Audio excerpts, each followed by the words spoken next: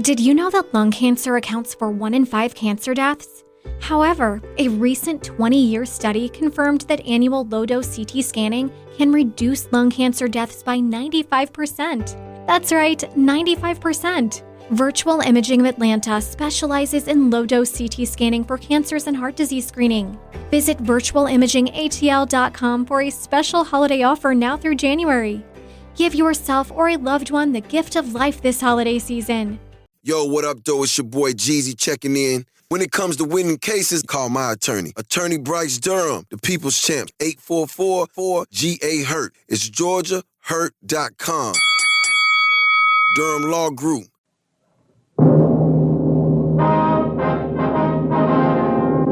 Sound off for Chesterfield. Chesterfield, first cigarette in America to give you premium quality in both regular and king size, brings you Dragnet.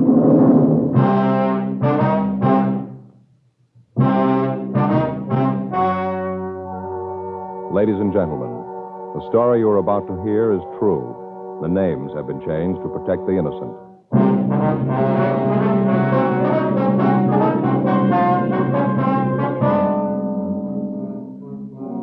You're a detective sergeant. You're assigned a robbery detail. You've just rounded up a vicious gang of thieves. The heavy man is still at large. Your job? Get him.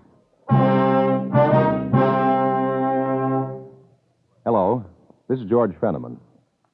I want to talk to you about the cigarette that's really on the move.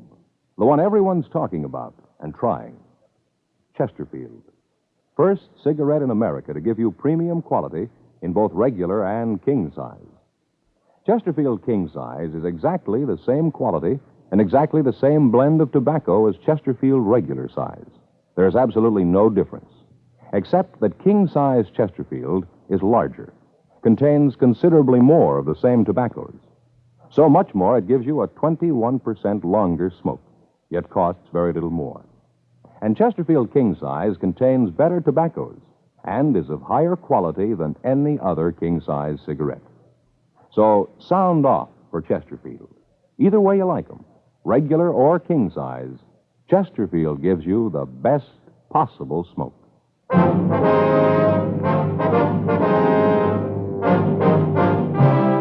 Dragnet, the documented drama of an actual crime. For the next 30 minutes, in cooperation with the Los Angeles Police Department, you will travel step by step on the side of the law through an actual case transcribed from official police files. From beginning to end, from crime to punishment, Dragnet is the story of your police force in action. It was Tuesday, March 6th. It was windy in Los Angeles. We were working the day watch out of robbery detail. My partner's Frank Smith. The boss is Captain Didion. My name's Friday. It was 2:46 p.m. when I got to room 27A. Robbery. Frank? Yeah, Joe. How about those subpoenas? Took them down to the warrant office. They're going to serve them. Oh, fine. All the follow-ups made, packages in order. That about wraps it up, doesn't it? Yeah, all but Bentley. Yeah, nothing from Mac yet. No, he said he'd call as soon as he heard anything. Yeah, I'll be happy when we get him, won't you? He's probably the worst of the lot. Yeah. Well, according to what Mac said, he's in real trouble now. Broke. None of his friends will have anything to do with him. We'll turn him. I don't think I'll ever understand a guy like Bentley. What makes a man want to beat somebody just for the sake of beating him? Figure that we'll have it made. 32 robberies, and just about every one, Bentley's got to work over at least one of the victims. He's pretty vicious. Now we get him this time, he's through. Probably knows it, too. You and Mac blows the whistle, probably going to be rough to take, isn't it? Joe, I don't know how you feel about it, but I'm happy it's over. And let's face it, we were lucky on this one. The guys were gun happy. Taking any longer to get him, they'd have killed somebody, sure. Maybe so. Boy, my next day off, I'm going to do nothing but sit, not make a move. My feet are killing me. Yeah, we had a lot of legwork on this one. Not just this one, Joe, all of them. I was reading in the magazine the other day about a new kind of arch support. I got to get me a pair of them. Yeah? According to the ad, these are going to be just a ticket. Some new kind of rubber, soft, when they mold it to your feet. Place back in Wisconsin. Well, how'd they do it? They got a place here in L.A.? No, just a home office. Just a small place, I guess. According to the ad, the whole process pretty new. Yeah, well, how do you get this? What is it, a mold? Yeah, you stand on a piece of paper, hold a bucket of water in each hand. You know, you put all your weight on your feet. Yeah. And you draw the outline of your foot on the paper. They make the arch thing up from that. Well, if you're holding a bucket of water in each hand, is that right?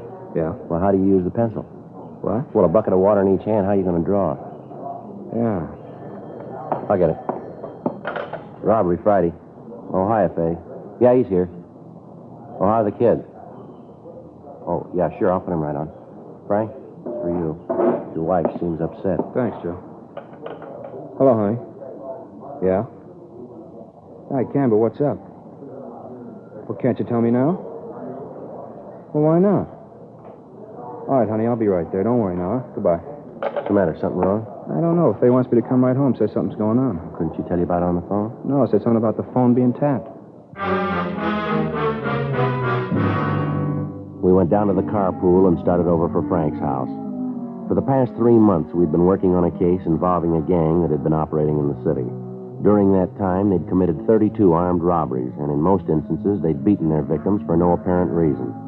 Their ruthless attitude was the most outstanding single point of their M.O. We'd successfully rounded up all members of the gang with one exception, Leroy Bentley, alias the Bull. Bentley was the known heavy man of the gang. In order to successfully prosecute and apprehend any criminal or criminals, the police officer requires the fullest measure of cooperation and assistance that he can obtain from many people, the private citizen and his own associates as well. From the ranks of the private citizen comes one important aid, the informant. The working detective knows that in many cases his most valuable assistance can often come from his informant.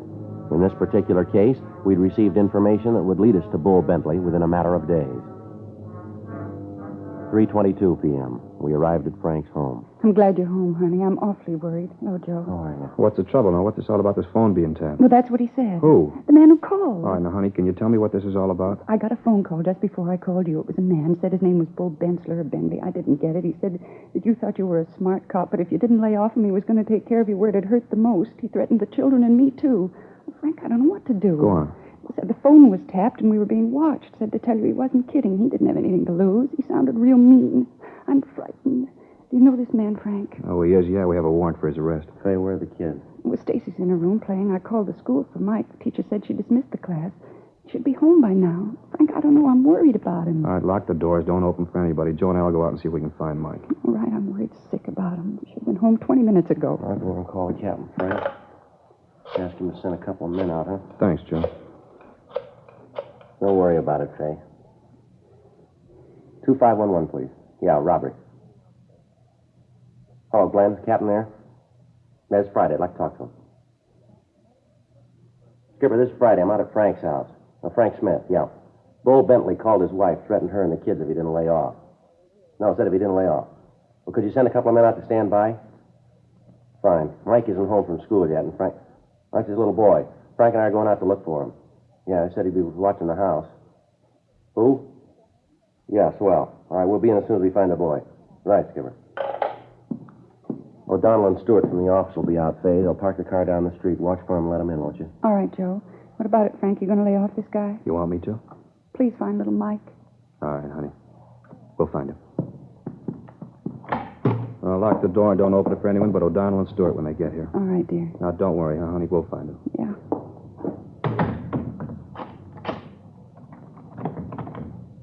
Let's go.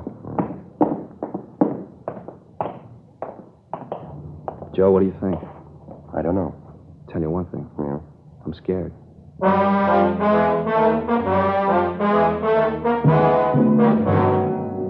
There are two types of criminals that can be counted on to be dangerous. The youngster who becomes easily panicked at the scene of a crime, and the older criminal who will do anything rather than go back to the penitentiary. Bull Bentley was one of these. We knew that he was more than capable of carrying out his threat. His record was one of armed robbery, vicious beatings, and kidnapping. At this particular time, he was wanted for murder in the state of Colorado. The average criminal will blame anyone but himself for his predicament, usually the police officer, and this was so in Bentley's case. He apparently thought that by getting us off his trail, he could go free. Frank and I searched the area around the house. We found his little boy in a vacant lot 2 blocks from school playing with a group of youngsters. We put him in the car and returned him to his home. Stewart and O'Donnell were at Frank's house and said they'd stay there until they were relieved. 4:36 p.m. Frank and I checked back into the office. Smith, Friday, in here. Right. Come on in. Find the boy? Yeah, Skipper, out playing with some of the kids in the neighborhood. All right. Now, what's this all about? Well, this bunch we just cleaned up. Yeah? Bull Bentley called Frank's wife and told her that if Frank didn't lay off of him, he was going to get to him through his family. What do you plan to do? Well, no choice. Get him before he can do anything, I guess. Frank? Yes, Skip. You like to be taken off this assignment? No, it's a personal matter. It's up to you. We'll see that your house is covered when you're not home. You keeping the boy away from school? Yeah, Captain, till this thing's over. You got any ideas where you can pick Bentley up? Well, we've covered all the places he's known to hang out. Want any help? No, not right now. Just find him fast. Well, you know he's in town. Figure he's going to stay here? Well, we don't think he's got much choice. We figure he's broke, he's hot. None of his friends will take a chance on putting him up. He's going to need money. Better cover the bus depots, train depots, alert the airport detail. Get a couple of 100 mugs printed up on him. Distribute them to the beat men and radio cars. Contact Captain Hamilton, intelligence. He might be able to come up with something. Our informant said he could turn Bentley for us in a week. A week's a long time, Joe. I know. You've covered all his hangouts. All of them. Nobody's seen him in a couple of days. Just seemed to drop out of sight. Big town, a lot of people. Sometimes you don't realize how big till you start looking for one man. Yeah. Want to get in touch with the boys in the press room, give them the story, see if they'll carry Bull's picture. See Jack Ricketts, he'll put the picture on suspects wanted. We'll get started on it right now. You got a silent number, haven't you, Frank? Yeah, it's unlisted. How'd Bentley get it? It had to come from somewhere. Joe and I were talking about that. You know pretty much who we give the numbers out to. About the only one we can figure that'd be in a position to give it to Bentley is Harry McLeod. Your informant? Yeah. How long since you've heard from this McLeod? A couple of days. Figure maybe he'd cross you, throw in with Bentley? Well, it's possible. I don't think so, though. He's leveled with us so far. The number had to come from someplace. Yeah, well, it sure makes it look like McLeod, doesn't it? I don't think Mac would give the number away on his own. Bull could get it. We got 32 people to prove it. Well, we better get on this thing. Come on, Frank. Right. Check you later, Skipper. Joe, I don't know what I'm going to do. Well, don't worry. We'll get to him. No, I mean, this two-bit thief calling Faye, threatening her. Try to take it easy. I know how you feel. Why me, Joe? Bull Bentley's brushed up against 100 different cops in his day. Why me? Law of averages, I guess. You were handy. I knew just what to do. Well, Skipper gave you a choice. If you'd like to go home, nobody'd blame you. You don't know what it is, Joe. You don't have a family. Something like this can split you in two. Half of you wants to be on the job. The other half is pulling you toward home. Joe, if that cheap punk steps to my front porch, I'm going to lean on him hard. Now, look, Frank, this isn't going to get us anyplace. Let's get over to the photo lab and get this thing moving, huh? I could just figure it. 4,000 guys in the department, and Bentley has to pick me. Joe, why me? All right, look, Frank. I could try to spell it for you 100 ways, and we still wouldn't come out with any kind of a total. I know what you must be going through, and I'm sorry it's got to be you. I'm sorry it has to be any cop. You're right about me not having a family, but it's squeezing me just as hard as it is you. You and I both knew when we filled out those application blanks what we were taking on. It's the job, Frank. Maybe I never told you before. Maybe you've been through this, too. I don't know. There isn't a day goes by that I'm on the job here that I don't run into something that breaks my heart. Why did Ed Wilson have to get shot down when he and his partner tried to take that guy out of that rooming house over on 8th Street? Why did Olson and his partner have to end up in the P&F ward last week? Why do you have to run the gamut of every human emotion class of people on Earth? Poor to rich, it's all the same. Somebody picks up a gun to knock over the corner gas station, everything hangs in the balance. The minute that thief slips a cartridge into his gun, the gas station attendant, his family, his kids, and every relative he's got slides right onto the short end. Everybody seems to think that wherever crime is concerned, they never get any closer to it than the front page of the morning paper. I know you know this, Frank. For every attempted crime, God only knows how many innocent people are thrown into the balance even before the crime's been committed. That's the way it is, Frank. I'm not trying to tell you anything you don't know, but the minute you passed that exam, you had to make book that something like this could contaminate you just as surely as if you weren't a cop. I guess it's almost a legacy. Nobody's found a vaccine for crime. Nobody's immune. And it's worse with you and me because we know better than to think we can't be touched. We know we can. We invite it every time we roll on a call, every time we pick somebody up, every time a guy gets out of line. It's a job, Frank. I didn't mean to give you an academy lecture, but if it's any comfort, I'm with you. I know just how you feel, and so do 4,000 other guys right down here. Yeah. I guess maybe we better get moving, huh? Yeah, come on. We took the mugshot of Bentley to the photo lab and asked them to run off 200 copies. We checked with the reporters in the press room, and they promised us full cooperation. Jack Ricketts told us that he'd put the picture on the air the next day. Frank called home and found that there'd been no further calls from Bentley. 6:17 p.m. We started to look for Harry McLeod, our informant.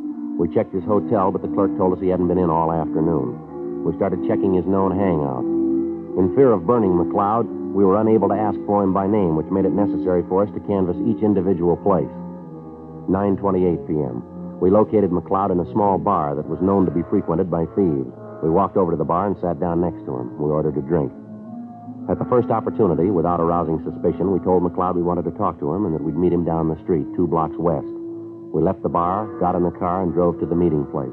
20 minutes later, McLeod arrived, got in the back seat, and we drove away.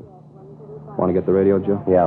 What's the matter with you guys? I told you I'd get in touch with you and I had something for you. You trying to get me burned? Take it easy, Mac. Just a couple of things we want to know. Well, I'm on your side. You guys know that. I've always leveled with you, haven't I? Yeah. Well, then what's this bit? You walk into that joint, you know what goes on in there, and you pull me out. Good chance somebody could have seen you, you know. Yeah, we know, Mac. Have you seen Bentley? No, I told you I'd let you know when I turned him. Now, don't snow us, Mac. This is important. Have you seen him? If I saw him, I'd have called you. You know that, don't you? I'd have called you guys. I told you once I'd finger him for you. I haven't called. I haven't seen him. It's that simple. What's the big rush about getting Bentley, anyway? He ain't going no Now, place. look, Mac, we got a personal interest in this thing. This isn't just robbery. Bull's been calling Frank's wife, saying he was going to kill her and the kids. You know he'd do it. Now, how about it? I didn't know it was like that. Bull's mean enough to do it, Well, that's too. how it is. Now, I'll ask you once more. Have you seen him? Yeah. When? Day before yesterday, Sunday morning. Saw him down Marty's. How come you didn't call us? I couldn't, honest, I couldn't. He came in and asked me for some dough. I told him I didn't have any. I tried to stall him till I could get to a phone. Yeah? Didn't work. He wouldn't wait. Got mad when I couldn't help him out. You say anything about a meet? Just said he'd get in touch with me. Yeah. He was real sore when I couldn't let him have any dough, but I told him, I said, look, Bull, you know I want to help, but I just haven't got it. That's what I said. Yeah? Wasn't kidding either. Things been pretty rough. Say, you guys couldn't see your way clear, could you? Sawbuck, you tied me over, huh? Well, you got me at the wrong time, Mac. I'm tapped. How about you, Smith? Well, if you gotta have it, I got $10 I've been saving for a pair of shoes. Yeah, I sure appreciate it. You guys know that. Yeah, we know. You got any idea how Bull might have gotten Frank's home phone? No, not the slightest. You sure you didn't give it to him? Joe, you've known me for a lot of years. Would I do a thing like that after the way you guys treated me? Well, that's what we're trying to find out, Mac. I should get a little insulted at that. You guys figuring out about Oh, now me. come off it, Mac. Did you give him the number? No, I swear to you I didn't. All right. You got any ideas where Bull might be hiding? Not in particular. Check usual places? Yeah, we looked through them all. And you know as much as I do. He did say he looked me up in a couple of days. You see where he was going when he left you? No, just walked out of Marty's. I saw a friend of his yesterday, though. Yeah. The guy said he'd seen Bull Sunday night. Say what he wanted? Money. Said he'd try to tap him for some dough to get out of town. His friend help him? He didn't give him any money. He gave him something else, though. Yeah. He gave him a gun.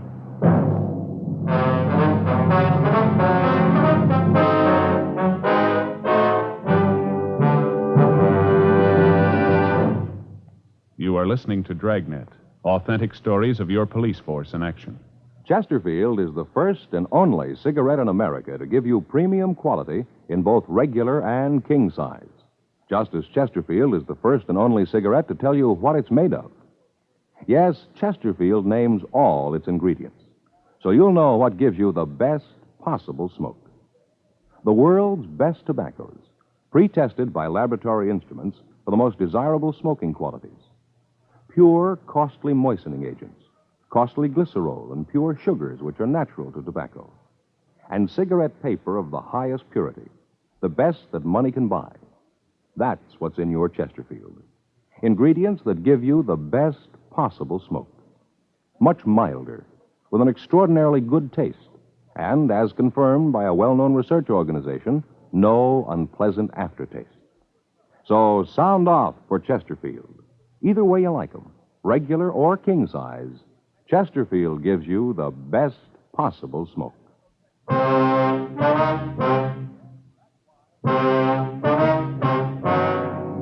Before we left Mac, he furnished us with the name of the man who'd given the gun to Bull Bentley. We recognized the name Dave Slater as a small-time hoodlum who'd do anything to make $1 as long as he himself was reasonably safe in doing it. Mac told us of several places where we might find him. The most likely place was a pool room on North Main Street. Slater had numerous arrests, most of them for being drunk and for acting as a lookout for gambling games. He was a type of thief that can be found in every large city, always on the fringe of criminal operations, but never directly involved in the crime itself. We checked several of the places Mac told us about, but we couldn't come up with Slater.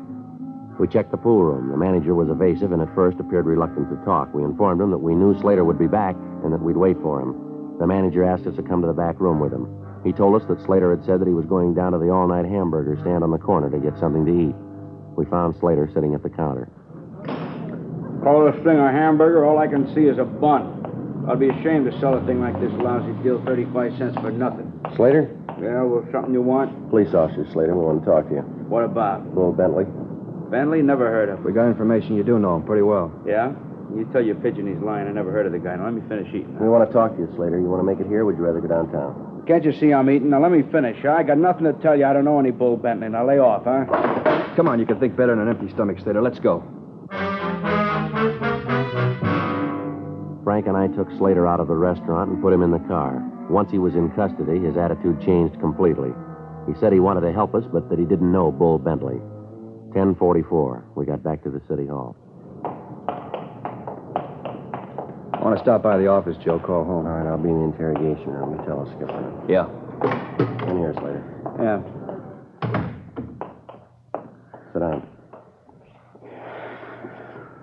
Sure. Look, I told you I want to help you guys out, but honest, I don't know anything. If I did, I'd let you know. All right, come off it, Slater. Where's Bentley? Look, I keep telling you, I don't know any Bentley. Where are you living now?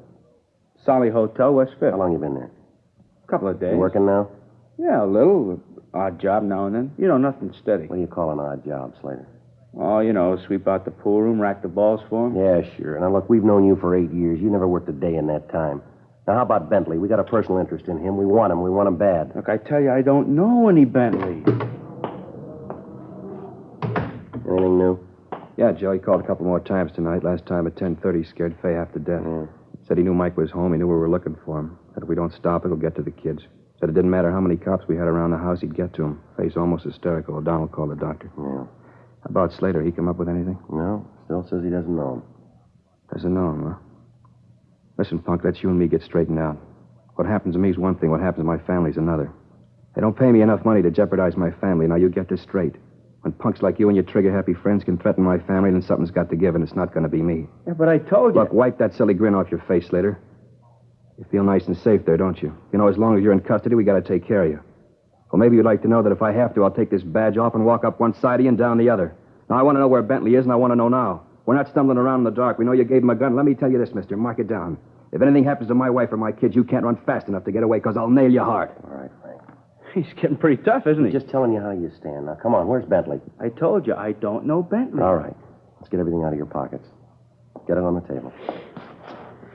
Well, there's nothing much. Here, change, keys, and a nail file, address book, my handkerchief, comb, wallet, here's cigarettes, and matches. That's all. You want to shake him down, Frank? Yeah. I told you that's all. All right, Now, what are you stand looking still. for? Now, push your luck, Slater. It's clean, Joe. How much money you got in your wallet? I don't know, double sawbuck, maybe? It's a funny thing. You guys never work, but you always got money. All right, take the money out and count it, Slater. Why? What's that going to prove? Take it out and count it. All right. 10, 20, 25, 26, 27, 37, another 5. $42. I didn't know I had that much. All right. Put the money in your pocket. That all the money in your wallet? Yeah, that's it. Let's see the wallet. Here. There's nothing in it. A couple of cards, that's all. Yeah. Let's see here. A couple of pawn tickets. Picture. Who's the girl? Babe, I met in Dago. You don't know her. She's not in the rackets. Married now. I haven't seen her in a year. Then why are you carrying her picture? Always kind of liked her. She had class. Real nice broad. You said you didn't know Bull Bentley? That's what I said. How about Leroy Bentley? Nah. You know anybody at all named Bentley? Look, I told you I don't know any Bentley. How many times do I have to tell you? You know anybody by the name of Bull? I don't know anybody named Bull. I don't know anybody named Bentley. Yeah. Take a look, Joe. Now, maybe you can explain this then. Yeah, what's that? Bar tab in your wallet. Name Bull written on it. How about it, Slater? Who's Bull? I don't remember that. Probably something I picked up a long time ago. I don't remember it. Tab's dated March 4th, day before yesterday. Your memory must be getting pretty bad, huh? I got nothing to say. Well, Frank, you want to check the business office and see who this number is listed to? Yeah, Joe, right away. All right, fine. I'm going to tell you something, boy. This is a rotten deal. The law protects people like you. You're lying. We know it, and you know it, too. You know Bentley. You know where he is. What's more, we know you gave him a gun Sunday night, the same date on that tab. I'll tell you what we're going to do, Slater. You're a real wise guy. You talk fast. We're going to get Bull. Maybe not tonight, maybe not tomorrow, but we'll get him. And when we do, we're going to tell him that you blew the whistle on him. We're going to put him in the same cell with you. I'd like to hear you talk your way out of that. Well, you wouldn't do that. Don't make book on it. Look, he's a mean guy. He'll kill me. Thought you didn't know him. All right, so I know. But you wouldn't do that. Would you put me in with him? Where is he, Slater? You going to tell him I turned him in? We're making no deals. Where is he? I don't know where he is now. You know where he'll be? Yeah, I was supposed to meet him there tonight at the bar down on West 7th. He's got a friend works there, feeds him. He'll be there tonight, huh? Yeah, said if I'd meet him, he'd pay me for the gun, $75. What kind of gun is it? A 38. A good one, too. Worth more than $75, but I needed the money. Where'd you get the gun? Well, you'll find out anyway. I might as well tell you. Prowled the car, found it under the seat. I found out later it belonged to a guy in the Vice Squad. Probably real sore about it. Could be, Joe. Bar on West 7th, a place called the Hamilton Inn. Yeah, that's it. He'll be there. All right, Slater, let's go. Where are you taking me? You're going to jail. No, you can't win. Should have known you. Hey, do me a favor, huh? What's that? talk to the jailer, make him give me a cell by myself. We handcuffed Slater to a chair in the robbery office until we got back to book him. 12:32 a.m. Frank and I left the city hall for the Hamilton Inn on West 7th Street. Slater had told us that he was to meet Bull Bentley between 1 and 1:30. When we got there were a half a dozen people in the place. We checked the bar and the men's restroom, but Bentley wasn't around.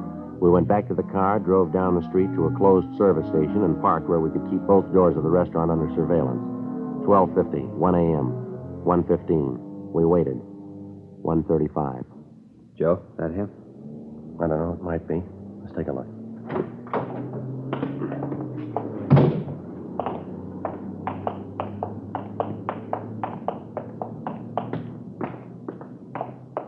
All right, you want to take the side door? I'll try the front. Right. All right.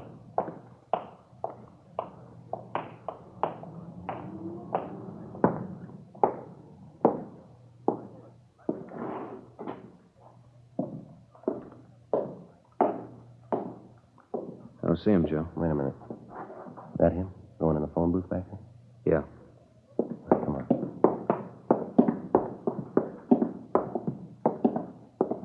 I'll get him. Bentley. Yeah? Watch it, Joe! Yeah.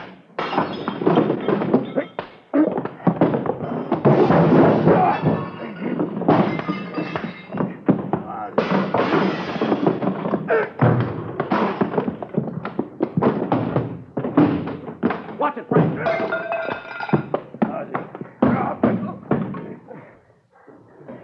All right, Frank. I'll shake him down. Who told you? Who blew the whistle? That bum McLeod, it was him. He was the only one who knew. He give you my telephone number? Yeah, he did. And he runs to you and cops out. Should have known better. I give him $20 for it. Well, that figures. What do you mean? We gave him 10 not to.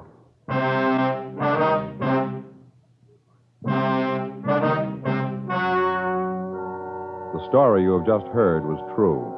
The names were changed to protect the innocent. On June 12th, the hearing was held in the district attorney's office. In a moment, the results of that hearing. Now, here is our star, Jack Webb. Thank you, George Fenneman. Friends, I'd like to talk to you about something that's important to every one of you. Now, for the first time, you can get a premium quality cigarette in either regular or king size. Of course, that's Chesterfield.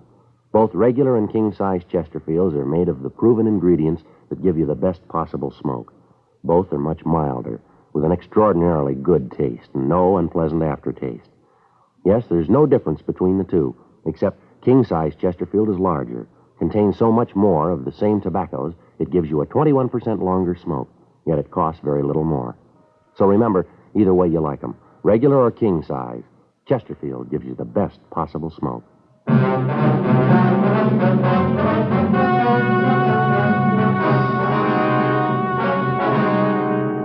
Leroy W. Bentley was released to the Colorado authorities for prosecution on a charge of murder.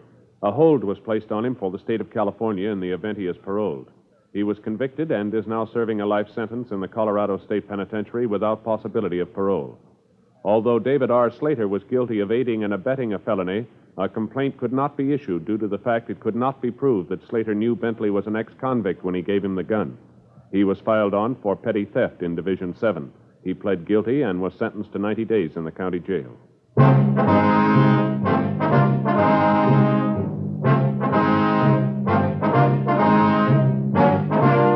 You have just heard Dragnet, a series of authentic cases from official files. Technical advice comes from the Office of Chief of Police W.H. Parker, Los Angeles Police Department. Technical advisors, Captain Jack Donahoe, Sergeant Marty Wynn, Sergeant Vance Brasher.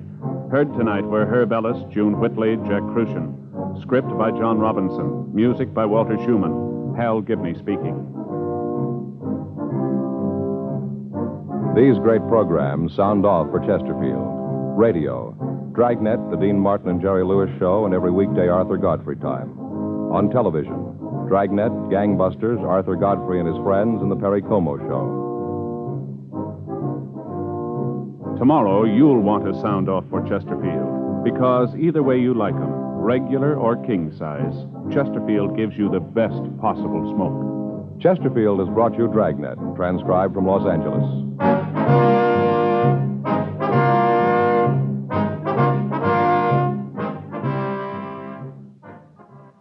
This is NBC, the national broadcasting company.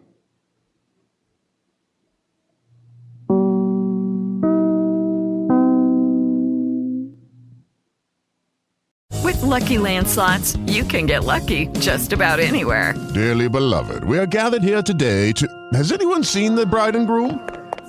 Sorry, we're here. We were getting lucky in the limo and we lost track of time. No, Lucky Land Casino, with cash prizes that add up quicker than a guest registry. In that case, I pronounce you lucky. Play for free at LuckyLandSlots.com. Daily bonuses are waiting. No purchase necessary. Void where prohibited by law. 18+. Terms and conditions apply. See website for details. Hey guys, it is Ryan. I'm not sure if you know this about me, but I'm a bit of a fun fanatic when I can. I like to work, but I like fun too. It's a thing. And now the truth is out there. I can tell you about my favorite place to have fun. Chumba Casino. They have hundreds of social casino style games to choose from with new games released each week. You can play for free anytime, anywhere. And each day brings a new chance to collect daily bonuses. So join me in the fun. Sign up now at ChumbaCasino.com. No purchase necessary. VGW Group. Void where prohibited by law. See terms and conditions. 18+.